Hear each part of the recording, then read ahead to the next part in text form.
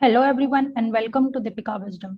आज जो मैंने क्वेश्चन पेपर भेजा था आपको टेस्ट 5 का, जिसके क्वेश्चन बेस्ड थे करिकुलर, को curricular and extra curricular activities पे। आइए हम उसके सोल्यूशन को देखते हैं एक एक करके कि उसके आंसर्स क्या होंगे। स्टार्ट करते हैं। हमारे पहला जो क्वेश्चन है देखते हैं यहाँ पर, वो है the most important objective of को curricular activity in school is, यानी सबसे ज्यादा इम्पोर्टेंट। अब आपको क्वेश्चन पढ़कर ही ये समझ में आ रहा होगा यहाँ पर कि जितने भी ऑप्शंस दिए हैं वो सारे ही करेक्ट है। हमें क्या ढूंढना है, मोस्ट करेक्ट कौन सा है, राइट। सबसे ऊपर दिया है ऑप्शन ए में ऑलराउंड डेवलपमेंट ऑफ चिल्ड्रन, यानी चिल्ड्रन का ओवरऑल डेवलपमेंट। ऑप्शन बी है development of interest in curriculum. Option C making the school atmosphere attractive and D is strengthen the relation between the community and school. तो students, अगर आप option A को देखेंगे तो बाकी के जितने भी ऑप्शन है वो ए में कवर हो जाते हैं, राइट। यानी बच्चों का ओवरऑल डेवलपमेंट, ये मैंने क्लास में पढ़ाते वक्त भी इस वर्ड का यूज किया था कि ओवरऑल डेवलपमेंट जो है वो को करिकुलर एक्टिविटीज और एक्स्ट्रा करिकुलर एक्टिविटीज में होते हैं, राइट। दैट्स वाई जो ऑप्शन 1 है उसका आंसर होगा ए। अब हम चलते हैं नेक्स्ट क्वेश्चन पर, क्वेश्चन नंबर 2। क्वेश्चन नंबर 2 है आपका, what the child study in class is decided by, यानी क्लास के अंदर जो भी बच्चे पढ़ते हैं वो कौन डिसाइड करता है। ऑप्शन ए क्या है यहाँ पर, प्रिंसिपल। तो प्रिंसिपल तो हो नहीं सकता, राइट। प्रिंसिपल तो ये डिसाइड नहीं करते हैं कि क्लास में जाकर क्या पढ़ाना है या बच्चे आज क्या पढ़ेंगे। ये कौन डिसाइड करता है, पेरेंट भी नहीं करेंगे, चाइल्ड हिमसेल्फ भी डिसाइड नहीं करेंगे, राइट। तो इसका जो करेक्ट ऑप्शन होगा वो होगा टीचर, राइट। आपके स्कूल में टाइम टेबल बनाया जाता है, सब्जेक्ट के अकॉर्डिंग टीचर आती है और टीचर को पता होता है कि बच्चे को हमें आज क्या टीच करना है। दैट्स व्हाई ऑप्शन 2 का जो करेक्ट ऑप्शन होगा वो होगा C. Curriculum improvement should be a dash process. अब करिकुलम का जो इम्प्रूवमेंट होता है उसका प्रोसेस कैसा होता है, क्या वो लास्ट होता है, यानी एक बार करके छोड़ दो उसके बाद वो खत्म हो गया दोबारा नहीं होगा, इनिशियल होता है, या फिर इंटरनल होता है, या फिर कंटिन्यूअस होता है। तो गाइस इसका जो आंसर है वो न तो ए होगा, न बी होगा, न सी होगा। Correct option is D, continuous. यानी करिकुलम जो है वो कंटिन्यूअसली डेवलप होता रहता है according to time, changes in time, right, changes in syllabus, ये सारा कुछ होता रहता है। दैट्स व्हाई क्वेश्चन नंबर 3 का जो आंसर होगा वो होगा option D, continuous. Question number 4 है यहाँ पर, द मेजर पर्पज ऑफ को करिकुलर एक्टिविटी इज टू, यानी जो मेजर पर्पज है किसका, को करिकुलर एक्टिविटी का, वो क्या है। सबसे पहला ऑप्शन है यहाँ पर help students achieve a well adjusted personality. Overall अगर हम कह सकते हैं तो इसमें आ जाएगा आपका पर्सनालिटी डेवलपमेंट, किसका, स्टूडेंट्स का। सेकंड है provide relief from the usual classroom routine. तो ये तो निगेटिव स्टेटमेंट है, ठीक है, ये नहीं होगा कि क्लासरूम के अंदर हमें पढ़ाना नहीं है इसलिए बच्चों को ले चलो या फिर को करिकुलर एक्टिविटीज करवाओ। Option C is allow students an opportunity to develop in a good citizen. तो ये भी नहीं होगा क्योंकि को करिकुलर एक्टिविटीज हम सिर्फ एक सिटीजन को गुड सिटीजन बनाने के लिए नहीं करते हैं। ऑप्शन डी है permit students to have a choice of educational programme, यानी स्टूडेंट्स को हम ये परमिशन दे देते हैं कि उन्हें एजुकेशनल प्रोग्राम में चॉइस करने के ऑप्शंस है। क्या इसलिए हम को करिकुलर एक्टिविटीज को करते हैं, नहीं। That's why the correct option for question number 4 is option A, help students achieve a well adjusted personality.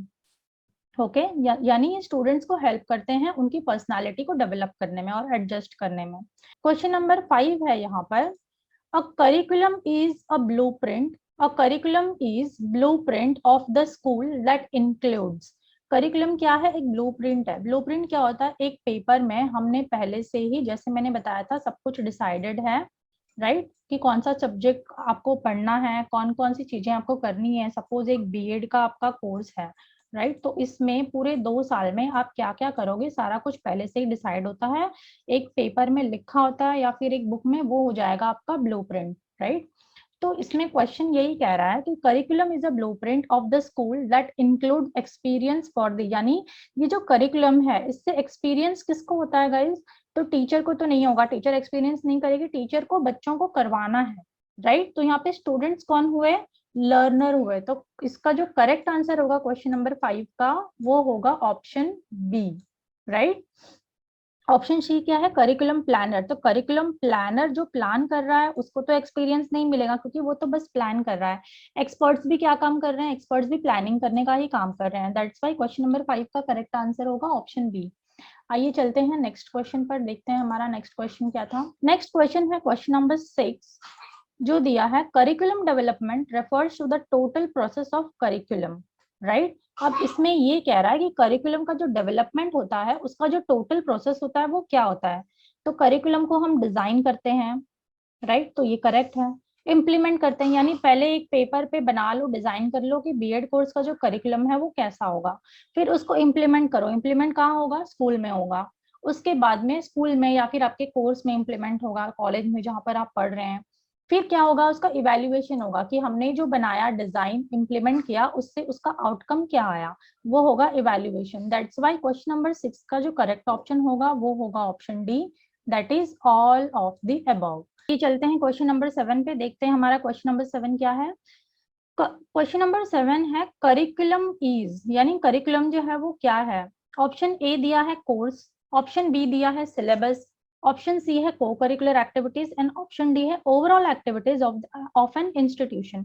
तो अगर हम ऑप्शन डी को देखते हैं तो ये ए बी सी सारी चीजें आपकी ऑप्शन डी में कवर हो जा रही है। दैट्स वाई क्वेश्चन नंबर 7 का करेक्ट ऑप्शन होगा option D.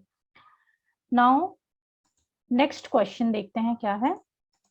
Question number 8, syllabus is a part of, यानी सिलेबस जो है वो किसका पार्ट है। ये मैंने कल क्लास में कराते वक्त भी बताया था कि सोसाइटी का पार्ट तो नहीं है, ना तो क्लासरूम का पार्ट है, ना तो एक्टिविटीज का पार्ट है, राइट। सिलेबस किसका पार्ट है, syllabus is a part of curriculum. एक करिकुलम बनाते हैं हम, उसी में डिसाइड होता है कि कौन से बच्चे को हमें कौन सा सिलेबस देना है, कौन से सब्जेक्ट्स ऐड करने हैं उनके कोर्सेस में, राइट। इसीलिए क्वेश्चन नंबर 8 का आंसर होगा C, curriculum. Now let's move to next question. Question number 9. Question number 9 है करिकुलम इज सपोज टू, यानी करिकुलम, एक करिकुलम है उसको कैसा होना चाहिए। ऑप्शन ए है अचीव द ऑब्जेक्टिव्स, ऑब्जेक्टिव्स को अचीव करना, या फिर B organise by the school, यानी करिकुलम को ऑर्गेनाइज करता है कौन, स्कूल, स्कूल को करिकुलम ऑर्गेनाइज करना चाहिए। या फिर सी दिया है both A and B and D is none of them, तो नन ऑफ देम तो नहीं होगा। इसका करेक्ट ऑप्शन ए भी होगा, बी भी होगा, इसीलिए ऑप्शन सी इसका करेक्ट आंसर है। इसमें दिया है बोथ ए एंड बी। अब नेक्स्ट क्वेश्चन देखते हैं क्या है हमारा। Question number 10, the sum of curricular and co curricular activity is, यानी जो आपका करिकुलर एक्टिविटीज है और को करिकुलर एक्टिविटीज है, इन दोनों को मिलाकर क्या होता है, क्या कहते हैं हम। तो एम तो नहीं होगा, राइट, पेडागोजी भी नहीं होगा, समेटिव इवैल्यूएशन भी नहीं होगा। ये दोनों को मिलाकर, आप अगर याद है आपको तो कल मैंने क्लास में पढ़ाते वक्त कहा था कि ये करिकुलर और को करिकुलर एक्टिविटीज जो है वो किस में आते हैं, आपके करिकुलम में आते हैं, एकेडमिक में आते हैं। और जो आपने पढ़ा था एक्स्ट्रा करिकुलर एक्टिविटीज, ये क्या है, नॉट टाइड टू करिकुलम, ये जो है करिकुलम से टाइड नहीं है, और ये दोनों जो है वो करिकुलम के पार्ट है, राइट। इसीलिए ऑप्शन बी यहाँ पर हो जाएगा आपका correct answer. Now move to next question, देखते हैं क्या है। Question number 11 is what is curriculum. Curriculum क्या है, तो इसमें मैंने आपको एक डेफिनेशन बताया था करिकुलम का, उसके हिसाब से ऑप्शन जो डी है ये इनका करेक्ट आंसर हो जाएगा। Overall activities of an institution including the curricular and co curricular, right. Curriculum मतलब सेम जो क्वेश्चन नंबर 10 था उसी का ये क्वेश्चन नंबर 11 है। देखिए कितना घुमा फिरा के क्वेश्चन करते हैं ये लोग, राइट। आंसर दोनों का भी सेम है, लेकिन क्या है, ट्विस्ट एंड टर्न है क्वेश्चन में। और ऑप्शन क्या होगा इसका, करेक्ट आंसर है overall activities of an institution including the curricular and co curricular activities. Next question देखते हैं हम, हमारा क्वेश्चन नंबर 12 क्या है। Which of the following is a type of को करिकुलर एक्टिविटी, यानी इनमें से कौन सा को करिकुलर एक्टिविटीज का टाइप है। सबसे पहला हम देखते हैं लिटरेरी एक्टिविटी, यानी जो भी हम literary work, competition, hand writing, ठीक है, पोएट्री, ये सब करते हैं, राइटिंग करते हैं। ऑप्शन बी है सोशल एक्टिविटी, जो भी सोशली हमारी एक्टिविटीज होती हैं, राइट। इसमें क्या आ जाएगा आपके, जैसे ड्रामा एक्ट वगैरह हो गया, ड्राइंग हो गया। Next aesthetic and cultural activity, culture वाला भी मैंने कल आप लोगों को बताया था, कल्चर कैसे डेवलप होगा। तो इसका जो ऑप्शन होगा गाइज वो होगा option D, all of the above, यानी ये सारी ही को करिकुलर एक्टिविटीज के पार्ट हैं। नेक्स्ट देखते हैं हम question number 13, what is the difference between co-curricular and extra curricular activities? तो इसका आंसर देखते हैं हम क्या होगा। ये क्वेश्चन में क्या पूछ रहा है कि जो आपकी को करिकुलर एक्टिविटीज है और करिकुलर एक्टिविटीज है, उन दोनों में डिफरेंस क्या है।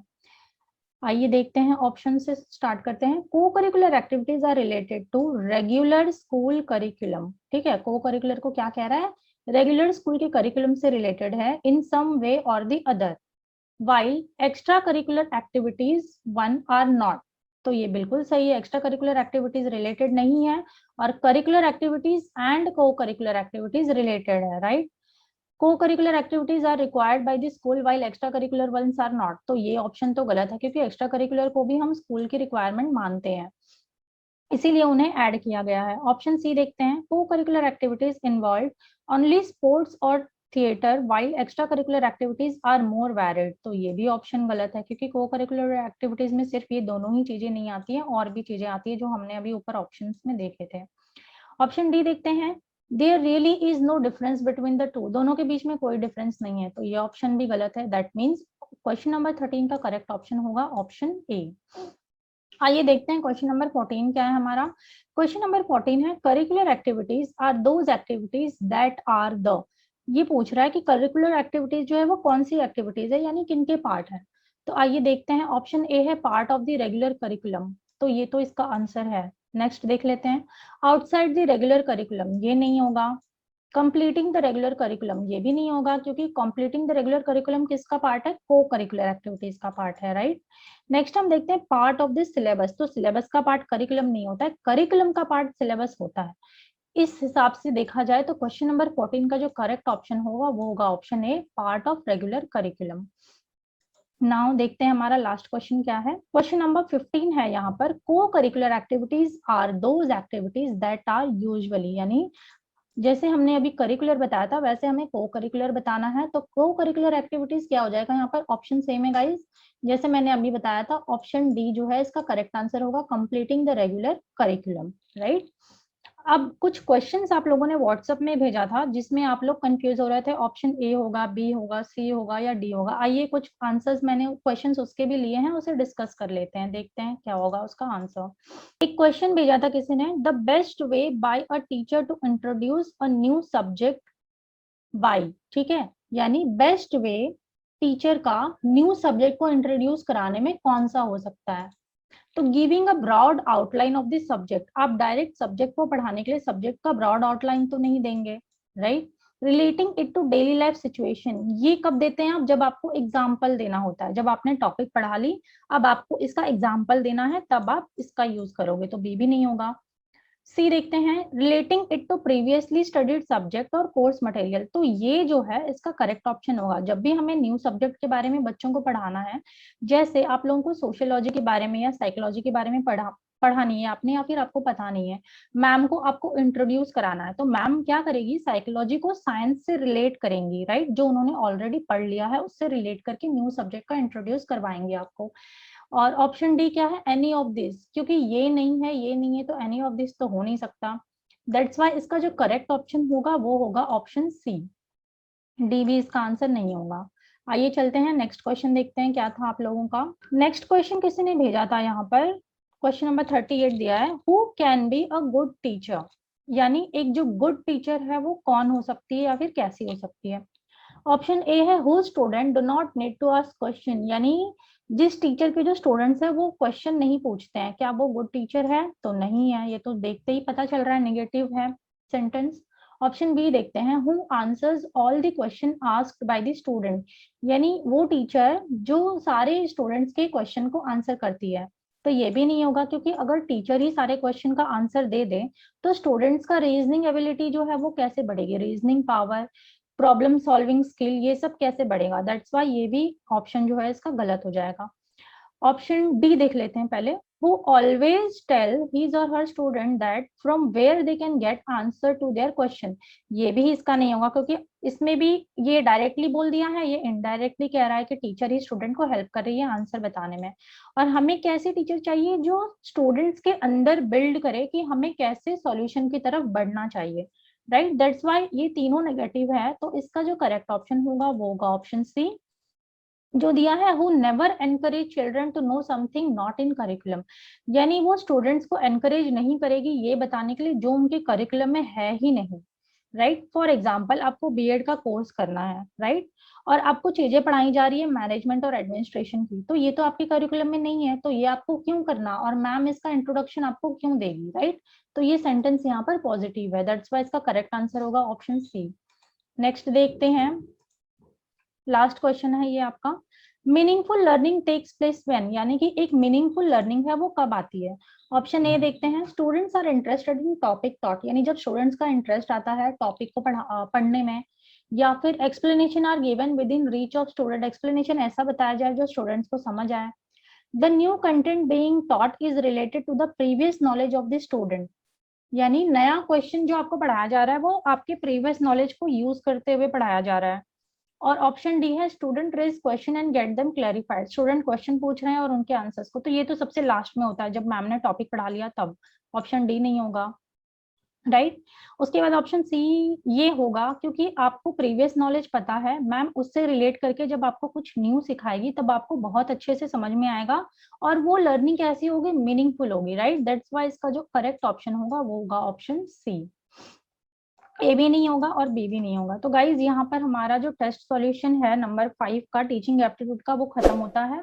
आई होप सो आपके सारे कंफ्यूजन क्लियर हो गए होंगे। Thank you guys, thank you very much.